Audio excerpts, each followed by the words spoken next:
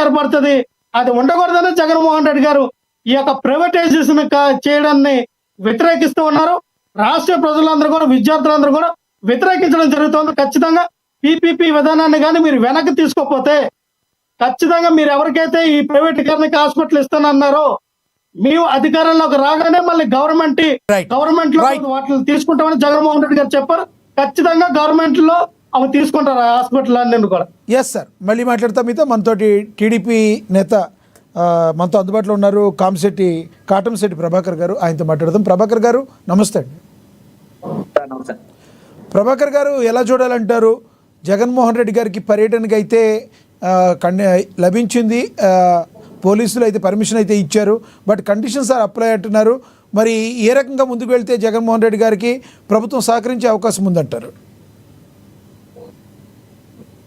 ప్రభుత్వం ఎప్పుడు జగన్మోహన్ రెడ్డి గారికి, వాళ్ళ ప్రభుత్వం సహకరించలేదు మనకి.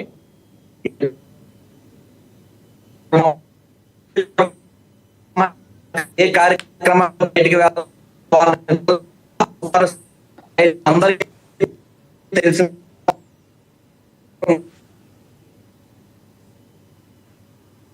రైట్, మీతో మళ్ళీ మాట్లాడతాను నేను.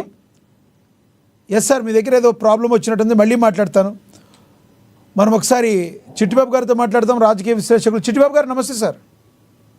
నమస్తే. నమస్తే చిట్టిబాబు గారు, ఎలా చూడాలంటారు? ముందు పోలీసులు పర్మిషన్ ఇవ్వటం అయితే కుదరదన్నారు, అక్కడ క్రికెట్ మ్యాచ్ ఉంది కాబట్టి, వేలల్లో జనాలు వచ్చే అవకాశం ఉంది కాబట్టి, తదుపరి కొన్ని కండిషన్స్ మీద ఇచ్చారు. జగన్మోహన్ రెడ్డి గారు వెళ్ళే విధంలో ఏ రకంగా జగన్మోహన్ రెడ్డి గారు వెళ్ళాల్సి ఉంటుందంటారు? ఎందుకంటే మనం గతంలో చూసినప్పుడు రీసెంట్గానే వాళ్ళు పోలీసులు చెప్పేది ఏంటంటే తమిళనాడులో సైతం అనేక తొక్కిసలాట్లు జరిగినాయి, అలాంటి అవాంఛనీయ ఘటనలు జరగకుండా ఉంటాయి, కొంచెం జాగ్రత్త వహించాలని చెప్తున్నారు.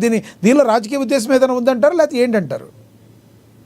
రాజకీయ ఉద్దేశం కాక ఇంకేముందలే కానీ మన దేశంలో 31 రాష్ట్రాలు ఉన్నాయి.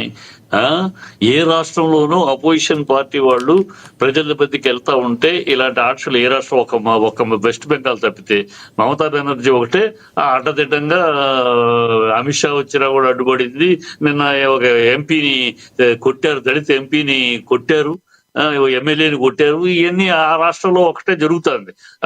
పరాకాష్ఠలో ఉంది ఆ రాష్ట్రం. నెక్స్ట్ రాష్ట్రం ఎదురంటే మనకు ఆంధ్ర రాష్ట్రం తయారైంది. అట్లాగూ ఈ అపోజిషన్ రాజకీయం, అపోజిషన్ లీడర్ అన్నాక అపోజిషన్ బాధ్యత ఉంటుంది. వెళ్తారు, మీరు అబద్ధాలు ప్రచురణ చేశారు, ఏ కాలేజీ భూమి పూజ చేస్తే సరిపోద్దా, రిబన్ కట్ చేస్తే సరిపోద్దా? అలా కాదు, ఉన్న కాలేజీలు ఏంటి, 4 కాలేజీలు పనిచేస్తున్నాయి, 7 కాలేజీలు బిల్డింగ్లు ఉన్నాయి. ఇవన్నీ ప్రజల ముందు ఆ నిజం నిరూపించడానికి ఒక అపోజిషన్ లీడర్ గా బాధ్యతగా ప్రజల ముందు నిజాన్ని బయట పెట్టారు, బయలుదేరాడు. అది ప్రజాస్వామ్యంలో అది దాన్ని గౌరవించాలి, ప్రజాస్వామ్యంలో అపోజిషన్ లీడర్ గా ఇవ్వాలి.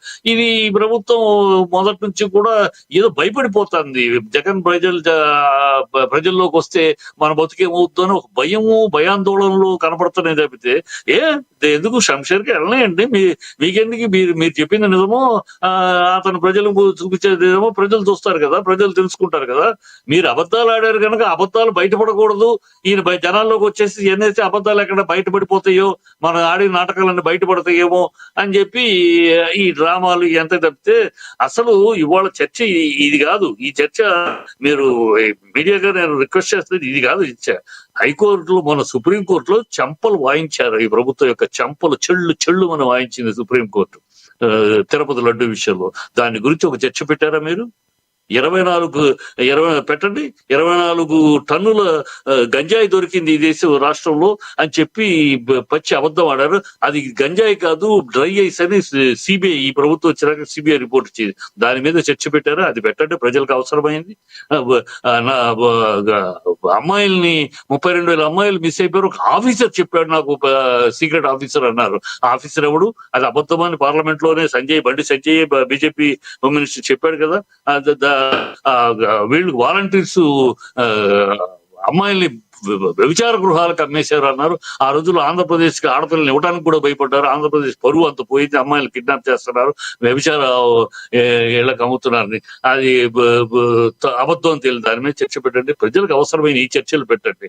ఈ రాజకీయం, క్షోత్ర రాజకీయం చంద్రబాబు అలాగే చేస్తూ ఉంటాడు, అలాగే చేస్తాడు ఆయన. ప్రజలకు తెలుసు ఇది పెద్ద ఇష్యూ కాదు.